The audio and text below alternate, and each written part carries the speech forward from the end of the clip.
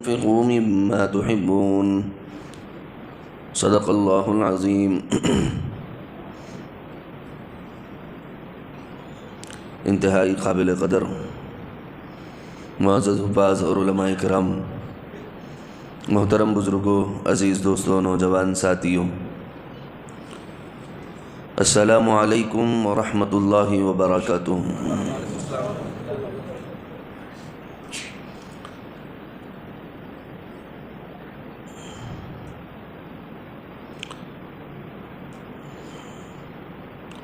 قرآن پاک کی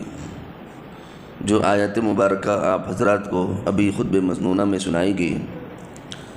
رات میں تفسیر بیٹھنے والوں نے تفسیر کے پہلے دن اس آیت مبارکہ کا کچھ حصہ سنا، لیکن پھر ان کی چاہت پر 26 آیات کے جوابات میں آگے کی آیتیں بیان کرنا شروع کی گئی۔ اس کا کچھ حصہ باقی تھا، دل میں ارادہ اور داعیہ پیدا ہوا کہ آپ کو بھی سنا دوں اور وقت اور موضوع اور حالات کے حساب سے مفید اور فائدہ مند بھی ہو جائے۔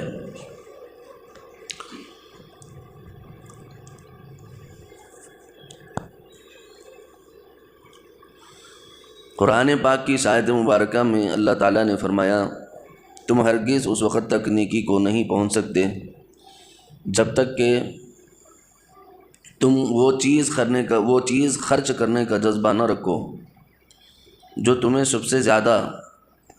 پسندیدہ ہو، سب سے زیادہ تم جس سے محبت کرتے ہو۔ وہ چیز خرچ کرنے کا جذبہ اگر آپ کے اندر نہیں ہے تو اللہ تبارک و تعالی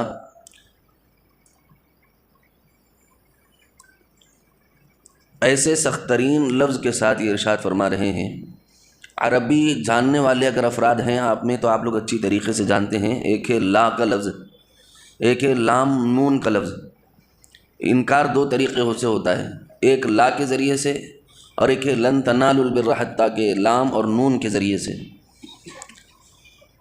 تو جب لام اور نون کے ذریعے سے کسی چیز کو اللہ انکار کرتے ہیں تو اس کا مطلب یہ ہوتا ہے کہ اللہ ہرگز یہ کام نہیں ہونے دیں گے، اور ہرگز تم یہ کام نہیں کر سکتے، ہرگز تم اس نیکی تک نہیں پہنچ سکتے۔ کس نیکی تک؟ یہاں تک کہ تمہارے اندر اس چیز کو خرچ کرنے کا جذبہ نہ آ جائے جو تمہیں سب سے زیادہ پیری ہو، سب سے زیادہ پیاری ہو، سب سے زیادہ عزیز ہو۔ اللہ کی راہ میں وہ خرچ کرنے کا جذبہ جب تک نہ آئے اس وقت تک آدمی جو ہے نیکی کو نہیں پہنچ سکتا۔ یہ ایک جگہ نہیں ہے یہ مضمون، جیسا کہ قرآن مجید میں اور ایک مقام پر اللہ تعالیٰ نے فرمایا لن ینال اللہ لحومها ولا دماؤها ولکن ینالہ التقوی منکم۔ قربانیاں کرتے ہیں ہم، ذوق اور شوق سے کرتے ہیں، اچھے جانور بھی خرید کر لاتے ہیں، بڑے جانور بھی خرید کر لاتے ہیں، مضبوط اور توانا اور تندرست اور صحت مند جانور بھی خرید کر لاتے ہیں، لیکن اللہ فرما رہے ہیں نہ تمہارا گوشت مجھ تک آتا ہے نہ تمہارا خون مجھ تک آتا ہے، پھر میں کیوں کروا رہا ہوں یہ تم سے؟ کیا مجھے گوشت کی ضرورت ہے؟ بول دو نا پیارو، اللہ کو گوشت کی ضرورت ہے کیا؟ اللہ کو خون کی ضرورت ہے کیا؟ ایسا تو نہیں کہ ہمارا جو ہے معبود حقیقی جو ہے نا خون دیکھ کر خوش ہوتا ہو،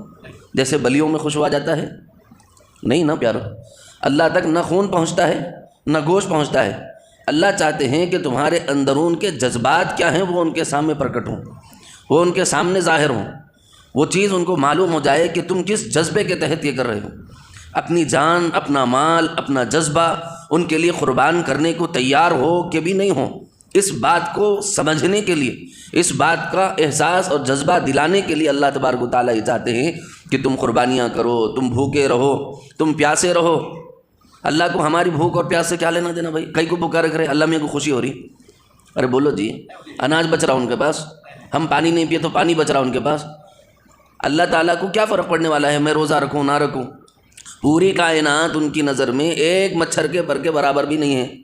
تو اپن وہ مچھر کے پر میں کہاں ہوں گے؟ پھر وہی مچھر کے پر میں سورجاں بھی ہے، چاند بھی ہے، ستارے سیارے بھی ہے، زحل مشتری بھی ہے، عطارد بھی ہے، ملکی وے بھی ہے، پلوٹو بھی ہے، اور ہمہ قسم کی کہکشائیں بھی ہے، ہمہ قسم کی جو ہے نا گیلیکسیز بھی ہے، پھر کلسٹر بھی ہیں، پھر فلاں بھی ہے، ہزاروں، وہی سب اس مچھر کے پر میں ہی ہیں سب۔ تو ہم لوگ کون سے درجے میں ہوں گے اس کے اندر؟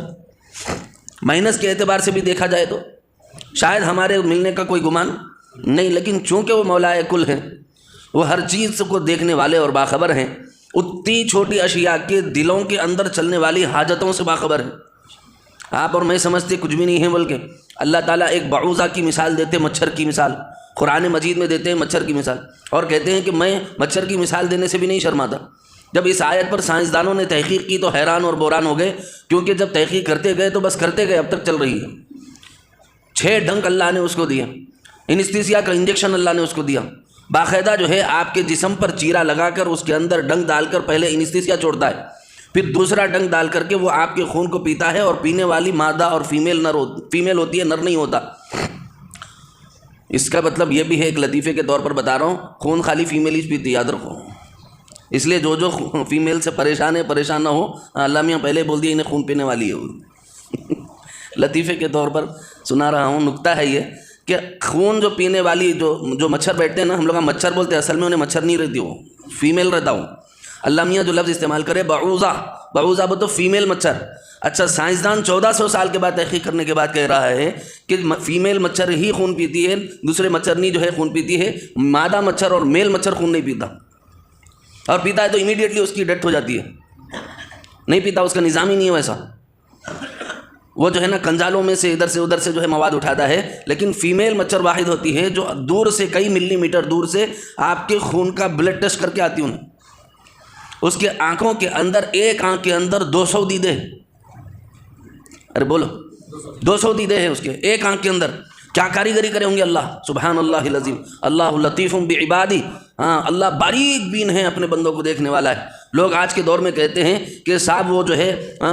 کیا بولتے ہیں، مائکرو اسکوپک آرٹسٹ ہے بولتے ہیں۔ اب اس سے زیادہ مائکرو اسکوپک مجھے بتا دو کہ مچھر کی آنکھ کے اندر 200 دیدے جما دینا، اور پوری کائنات کے ہر مچھر کے اندر فٹ کرنا، اور اس کے اندر کسی قسم کی کمی بیشی نہ کرنا، سبحان اللہ العظیم۔ اس کے اندر پھر پھیپھڑے بنانا، دل بنانا۔ اچھا، آپ کو پتہ چلنا چاہیے کہ مچھر کے اندر 2 دل ہوتے ہیں، انسان کے اندر تو بھی ایک ہے، اس کے اندر 2 دل ہوتے ہیں۔ اللہ تبارک و تعالیٰ پر قربان جائیں کہ کیسے باریک بین ہیں، کیسے بنانے والے ہیں، کیسے خلاق اعظم ہیں، کیا کاریگری ہے، کیسی باریک بینی ہے۔ اسی لیے انہوں نے اپنے نام کے ساتھ کہا اللہ لطیف بعبادی، اللہ اپنے بندوں کے ساتھ بڑا باریک بین ہے، اور بندے صرف اپن نہیں ہیں، ہر خلق کائنات ان کی بندگی میں لگی ہوئی ہے، سبحان اللہ العظیم۔ تو اللہ تبارک و تعالیٰ کو میرے اور آپ کے بھوکے اور پیاسے رہنے سے کچھ فرق پڑنے والا، بولو نا۔ اللہ تبارک و تعالیٰ یہ چاہتے ہیں کہ میں اور آپ بھوکے اس وجہ سے رہیں کیونکہ اللہ چاہتے ہیں کہ مجھے اور آپ کو بھوکوں کا احساس ہو۔ مجھے اور آپ کو اس لیے پیاسا رکھا جاتا ہے تاکہ میں اور آپ پیاسے کا احساس کر پائیں۔ ایک ہے احساس ہونا، ایک ہے نالج ہونا، دونوں میں بہت بڑا فرق ہے، یاد رکھ لو۔ ایک آدمی ہے بہت بڑا مالدار ہے، آپ جا کے اس کو جو ہے نا اپنی دکھتی کہانی سنا رہے ہیں، دکھڑا سنا رہے ہیں، صاحب ایسا ہے، صاحب ایسا ہے، صاحب ایسا ہے۔ انہیں سن لیا اور سمجھ لیا، انہیں سن لیا اور سمجھ لیا، اور آپ کی مدد بھی کر دیا۔ انہیں خالی سمجھا، انہیں فیل نہیں کر سکتا ہوں۔ لیکن کوئی آدمی اس اوستھا سے گزرا ہو، کوئی آدمی اس دکھ سے گزرا ہوا ہو، کوئی آدمی اس غربت سے گزرا ہوا ہو، پھر جا کر کے کوئی غریب آدمی اس کو نہ، صاحب میرے حالات یہ ہیں اور میری تنگی اور تکلیف یہ ہے، اگر وہ مالدار 100 روپے دیا ہوا رہا تو غریب سے جو مالدار ہوا ہے انہیں 200 دیتا۔ کیوں؟ کیونکہ اس کو اس تکلیف کا احساس ہے۔ تو احساس ہونا الگ چیز ہے، نالج ہونا الگ چیز ہے۔ اس لیے احساس والا زیادہ مدد کرتا ہے، اور نالج والے کے مقابلے میں نالج والا کیلکولیشن کرتا، انہیں منگا، اس کے سر کے 50 آگے تو دن میں 3000 دینا پڑتا، اس لیے کیلکولیشن کے حساب سے ہمیں کو جو ہے نا اتنے جنوں کو دینا پڑتا، تو 100 کے بجائے 50 دیے تو زیادہ جنوں کو دے سکتا ہوں۔ یہ کیلکولیشن نالج والے کا رہتا۔ لیکن جو جذبات والا رہتا انہیں بولتا جس کو کروں بھرپور کر دوں بھائی، جس کو کھلاؤں پیٹ بھر کھلا دوں۔ اب بات کی بات اللہ مالک ہے، میرے کو کھلانے والا بھی ہونے چاہیے، اس کو کھلانے والا بھی ہونے چاہیے۔ تو یہ جو جذبات والا ہوتا ہے نا، انہیں کیلکولیشنز نہیں کرتا، احساسات کے ساتھ جو آدمی کام کرتا ہے اس کے کام ہے۔ اللہ تبارک و تعالیٰ بھی یہی چاہتے ہیں کہ ہم لوگوں کو احساس ہے بھوکوں کا، ہم کو احساس ہے پیاسوں کا، ورنہ رسول اللہ کو بھوکے رہنے کی کیا ضرورت تھی؟ حضور صلی اللہ علیہ وسلم جبریل سے کہتے یا جبریل جنت سے دسترخوان لے کر آؤ، مجھے بتاؤ کسی کے ایمان میں اگر یہ بات ہے کہ اب جبریل امین دستر لے کر نہیں آ سکتے تھے رسول اللہ کے لیے؟ بولو نا پیارو، حضور کے لیے جبریل دستر لا سکتا تھا کہ نہیں لا سکتا تھا؟ جنت کے دسترخوانوں سے کھانے کی طاقت رکھنے والے، جن کو اللہ نے ایسی طاقت اور ایسی قوت اور ایسی صلاحیتیں عطا فرمائی تھی کہ چاہیں تو جنت، میں نہیں کہہ رہا ہوں، آپ سمجھ رہے ہوں گے کہ میں کہہ رہا ہوں، رسول اللہ صلی اللہ علیہ وسلم نے فرمایا، ایک مرتبہ نماز میں کھڑے ہوئے ہیں، آقا نے فرمایا کہ جو ہے آقا نے اچانک 2 حرکتیں کی، ایک ایسے جو ہے نا آگے بڑھنے لگے اور ایک جگہ پر جو ہے ایسا ہاتھ اٹھایا۔ صحابہ کرام نے دیکھا کہ کبھی رسول اللہ صلی اللہ علیہ وسلم نے نماز میں ایسا کام نہیں کیا، کبھی نہیں کیا۔ رسول اللہ صلی اللہ علیہ وسلم نماز ہو گئی، صحابہ نے پوچھا یا رسول اللہ ما لک ھذا، آج کیا ہو گیا ہے کہ آپ کو ہم نے دیکھا کہ آپ جو ہے نا ایسے قریب جا رہے تھے اور ہاتھ اٹھا رہے تھے، حالانکہ اس سے پہلے کبھی آپ کو یہ عمل کرتے نہیں دیکھا۔ صحابہ کرام کے سوال پر رسول اللہ صلی اللہ علیہ وسلم نے مسکراتے ہوئے کہا کہ جنت میرے سامنے کر دی گئی تھی، اس کی پھلوں کی خوشبو کو میں قریب سے محسوس کر رہا تھا، چاہتا تھا کہ میں اس کا پھل بھی توڑ لوں۔ مسجد نبوی میں کھڑے ہوئے ہیں اور یہ فرما رہے ہیں کہ چاہتا تھا کہ میں اس پھل کو توڑ لوں، اور اگر چاہوں تو توڑ بھی سکتا تھا، لیکن انتشار امت کی وجہ سے میں نے اسے چھوڑ دیا، کہیں گڑبڑ نہ ہو جائے، کہیں قاعدہ خدابندی نہ ٹوٹے، اس وجہ سے میں نے اسے چھوڑ دیا۔ میں نے اس کو اتنا قریب پایا تھا کہ میں چاہوں تو اس پھل کو توڑ سکتا تھا جو جنت کا پھل تھا۔ رسول اللہ صلی اللہ تعالیٰ علیہ وسلم جنت کا دستر، جنت کے پھل فروٹ ان کی دنیا کی نگاہوں کے سامنے تھے۔ تو ایسے جو ہے اللہ تبارک و تعالیٰ کی حامل شخصیات، ایسی اللہ تبارک و تعالیٰ سے محبت کرنے والی سب سے کائنات میں مقدس ترین ہستی، اللہ نے ان کو بھوکا اور پیاسا رکھا۔ ان کو بھوکا اور پیاسا رکھنے کا مقصد رسول اللہ کو اختیار دیا تھا، چاہو تو تم کو سونے چاندی ہیرے جواہرات سے لد دے، اور چاہو تو تم جو ہے اپنے اعتبار سے قانون خدابندی کے اعتبار سے چلو۔ رسول اللہ صلی اللہ علیہ وسلم نے ایک دن کے فقر کو اور ایک دن کے کھانے پینے کو قبول فرمایا، ایک دن کی تنگدستی کو اور ایک دن کے کھانے پینے کو رسول اللہ نے قبول فرمایا، بھوکا رہ کر کے بتایا۔ ایسا نہیں کہ حضور صلی اللہ علیہ وسلم کو جو ہے نا نعوذ باللہ کوئی طاقت نہیں تھی یا اللہ سے مانگتے تو اللہ نہیں دینا تھا ان کو، ایسا کچھ بھی نہیں ہے۔ یہ تصور اور فضولیات ہے جو لوگ اگر آپ کو کوئی ایسا کہہ رہا ہے تو یہ تصورات ہیں، ورنہ رسول اللہ صلی اللہ علیہ وسلم کو اللہ نے اختیار دیا تھا کہ چاہو تو تم یہ کر لو، چاہو تو یہ کر لو۔ حضور صلی اللہ علیہ وسلم نے میرے اور آپ کی خاطر احسانات کو، انعامات کو اللہ کے لیے جنت کے واسطے موقوف رکھنے کی گزارش کی تو اللہ نے اس کو قبول فرما لیا، ورنہ حضور کے لیے کوئی کمی نہیں تھی۔ میں اور آپ یہ کہہ دیتے آج کے دور میں حضور کو کیا کمی تھی، مول صاحب پورا جنت سے آتا تھا، ان کو نہ بچے تھے نہ کچے تھے نہ ٹینشن تھے نہ کچھ تھے نہ کیا تھا، انہوں عبادت کرے تو کرے تھے ہوں گے، ہم لوگوں کہیں کو کرنا بول کے بولتا تھا آج کا انسان۔ صحیح ہے کہ غلط ہے؟ دل کی بات بولو، نعوذ باللہ تعالیٰ لگا ہے ویسے، اپنی فطرت ویسی ہے، نیچر ویسا ہے۔ اگر اپن دیکھے کسی کو دینا اس کو کیا بھائی چندے کا آ رہا کھا رہا کر رہا ہوں بولتے ہیں۔ اب نعوذ باللہ ثم نعوذ باللہ نبی کے دور میں رہتے تو بھی شاید اپن یہ الفاظ استعمال کرتے تھے ہوں گے، اللہ ہم سب کی حفاظت فرمائے۔ تو عزیزو یہ بات یاد رکھو، رسول اللہ صلی اللہ علیہ وسلم نے اس بات کو گوارا نہ فرمایا، اور حضور صلی اللہ علیہ وسلم نے بھوکا اور پیاسا رہنے کو پسند فرمایا، اس کے مقابلے میں کہ کل کو امت یہ کہے کہ حضور کے پاس تو سب کچھ تھا، اس وجہ سے اللہ کی عبادت کر کے۔ اسی لیے رسول اللہ صلی اللہ علیہ وسلم تمام تکالیف برداشت کر کے، بلکہ ان کے اتنی تکالیف آج کے دور میں شاید کوئی بھی برداشت نہ کر سکے، اور اگر کوئی برداشت کر سکتا ہے تو اللہ پھر ان کو ایمان بھی ویسا عطا فرماتا ہے۔ فلسطین میں آپ لوگوں نے دیکھا ایمان کا امتحان دیکھا، کیسے ان لوگوں کے چیتڑے اڑ رہے ہیں، لیکن آپ دیکھیے کہ حسبنا اللہ و نعم الوکیل، نعم المولا و نعم النصیر کے الفاظ ان کی زبانوں پر، حسبنا اللہ، بیٹے کا پیر کٹ کر سامنے ٹوٹنے کے بعد حسبنا اللہ بولنا یہ ایمان والوں کا کام ہے۔ ارے ہر ایرا غیرہ نہ تو خیرہ ہوتا تو اپنے بھگوان سے مکر جاتا، اپنے ایشور سے مکر جاتا، اپنے ان داتا سے مکر جاتا، تو تم کیسے بھگوان نے صاحب میرے بچے کا پیر اڑا دیا۔ لیکن اسلام نے ان کو یہ اسپرٹ دی، اسلام نے مجھے اور آپ کو یہ طاقت دی، اسلام نے مجھے اور آپ کو کہ ہم ہر جذبہ، ہر ذرہ جسم کا ہر پورا اس رب کے لیے قربان کرنے کا جذبہ ہمارے اندر رکھتے ہیں انشاءاللہ۔ ہر جذبہ ان کے لیے قربان کرنے کو تیار ہیں۔ تو یہی بات اللہ تبارک و تعالیٰ چاہتے ہیں۔ اسلام صرف میسج نہیں دیتا، اسلام ان احساسات کو، ان جذبات کو تمہارے وجود میں اتارتا ہے تاکہ تم صرف الفاظ کے ذریعے سے نالج نہ لو، فیل کرو، اس چیز کو احساس ہو جائے تمہارے اندر۔ ان میں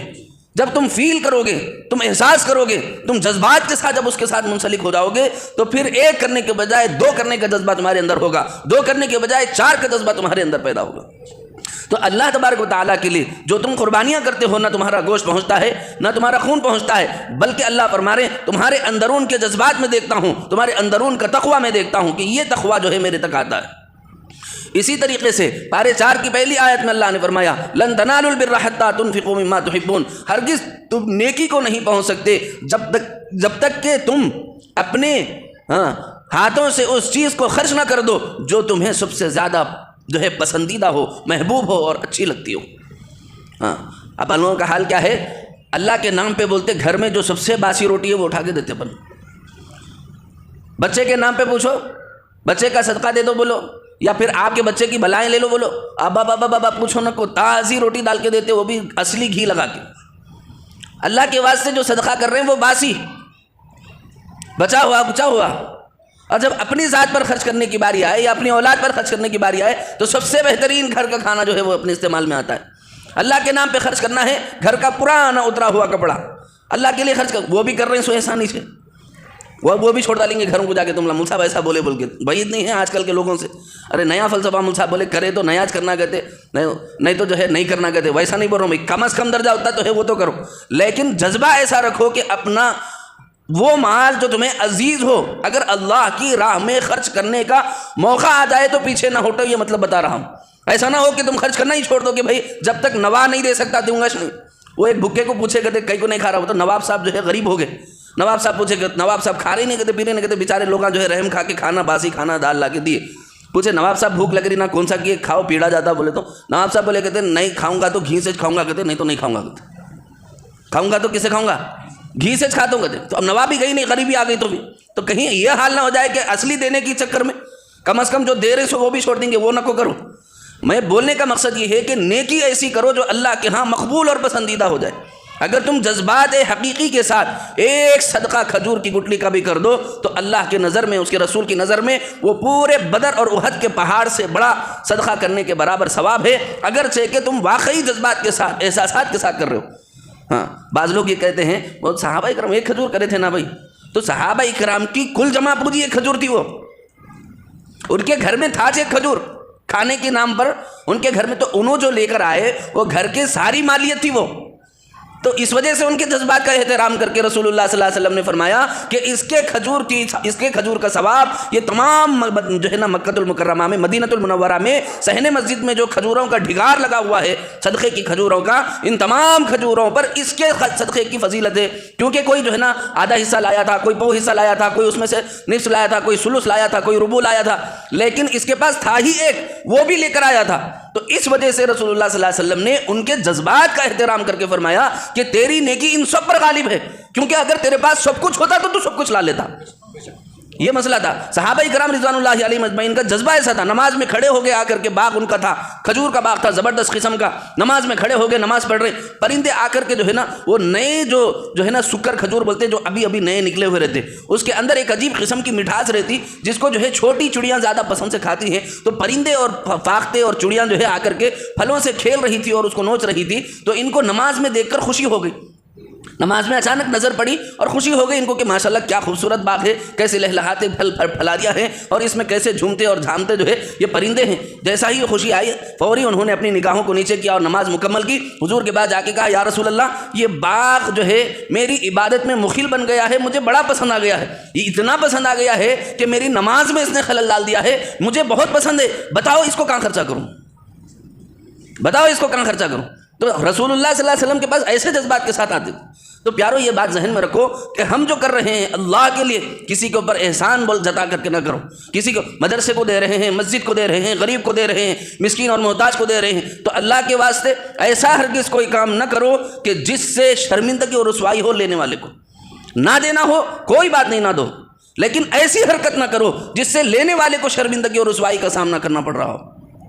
ارے عمل کریں گے اس پر انشاءاللہ۔ ایک بات ذہن میں رکھیے، دوسری بات یہ ہے کہ مدرسوں کے تعاون کے سلسلے میں آپ حضرات سے کہا جاتا ہے، اس وقت میں جو آئے ہوئے مہمان ہیں ان لوگوں سے بھی کہتا ہوں، مدرسے کے اگر کوئی ذمہ داران ہیں تو ان سے بھی کہتا ہوں، خود آپ لوگوں سے بھی کہتا ہوں کہ سنو کہ مدرسوں کے جو اعلانات ہیں اس کی تھوڑی سی شکل تبدیل کرنے کی ضرورت ہے، اس کی تھوڑی سی شکل تبدیل کرنے کی بولو جلدی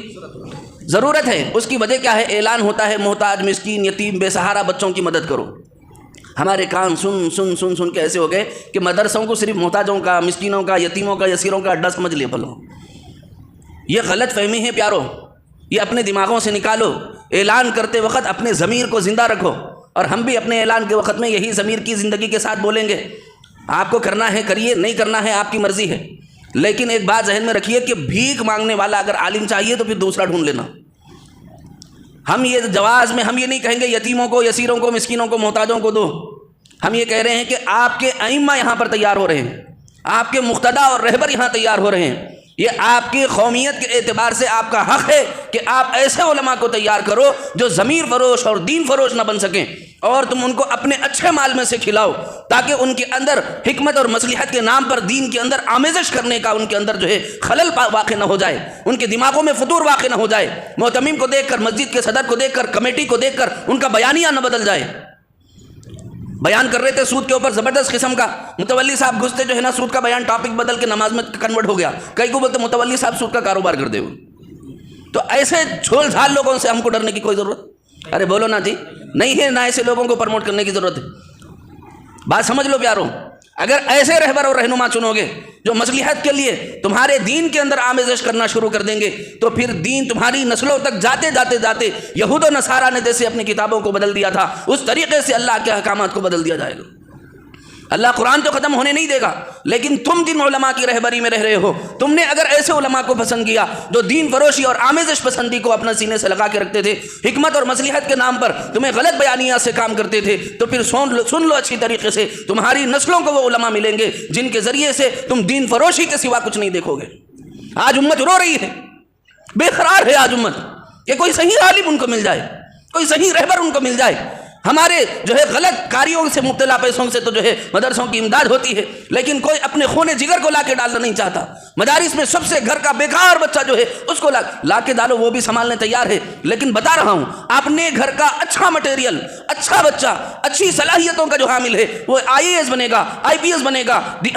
IIT بنے گا، انجینئر بنے گا، پروفیسر بنے گا. بناؤ، آپ کو نہیں روکا جا رہا ہے، لیکن صرف ایسے بچوں کو چن چن کر لا کر کے دینا کہ جس کے اندر سراپا شرارتیں بھری ہوئی ہوں، گھر والے نہ سنبھال سک رہے ہوں، ایسے وقت میں لا کر کے مدارس میں داخل کیا جاتا ہے. قربان جائیں، اگر یہ مدارس والے ہزاروں لاکھوں بچوں کو جو کہ گھر میں تم نے جن کو شریر مان لیا تھا، ایسے بچوں کو اگر نہ سنبھالے ہوتے تو ہندوستان کا نظام اب درہم برہم ہوا ہوتا. لاکھوں مدارس کے اندر ہزاروں لاکھوں بچے ہیں جو پڑھ رہے ہیں، جن کو علماء نے سنبھالا ہے، علماء نے سنبھالا ہوا ہے. ورنہ آپ جانتے ہیں کہ ہر گھر کا شریر بچہ مدرسے میں دیا جاتا ہے، جو نہ سنبھل رہا ہو، جو اسکول نہ جا رہا ہو، جو کالج نہ جا رہا ہو، جو یونیورسٹی نہ جا رہا ہو، آوارگی کرتا ہو، بات نہیں مانتا ہو، ماں باپ پر چڑھ دوڑتا ہو، ایسے بچوں کو لا کر کے دیتے ہیں. پھر وہ بچوں کو مدارس والے ایسا کر کے نکالتے ہیں کہ وہ ماں باپ کے قدم چومنے کے لائق بنتا ہے. تو اپنے قوم کے رہبر بنانا ہے، اپنے قوم کے رہنما بنانا ہے، اپنے قوم کے جو ہے ہیرو کو اگر آپ بنانا چاہ رہے ہیں تو پھر ایسے مدارس کی مدد کرو، ایسے مدارس کا تعاون کرو جہاں آپ کے دین کے جیالے پیدا کیے جاتے ہوں. اور ہماری سعی اور کوشش اس مدرسے کے متعلق وہی ہے. اللہ کریم ہمارا مددگار ہو، حامی اور ناصر ہو. بس اتنی سی بات میں آپ سے کروں گا کہ اپنی جان اور اپنا مال ایسی جگہ پر خرچ کرو جہاں پر علماء یہ جذبات رکھتے ہوں کہ قوم کے لیے بھک منگے پیدا کرنے کے بجائے لیڈر، رہبر اور رہنما اور امام اور مقتدا پیدا کرنے کی صلاحیت اور حاملیت رکھتے ہوں. ایسے مدارس کا تعاون ضرور فرمائیے. اللہ کے واسطے میری کوئی بات اگر بری لگ رہی ہو تو خدا کے واسطے اس کو معاف کر دیجئے، لیکن حق گوئی سے میں پیچھے نہیں ہٹوں گا. اللہ کریم مجھے اور آپ کو قرآن اور سنت کا فہم نصیب فرمائے، اور اپنے اچھے سے اچھے مال کو اللہ کے راہ میں خرچ کرنے کا جذبہ مجھے بھی نصیب فرمائے، ہم آپ سبھی کو اللہ تعالیٰ نصیب فرمائے. قرآن اور سنت پر عمل کی توفیق دے. السلام علیکم ورحمۃ اللہ وبرکاتہ.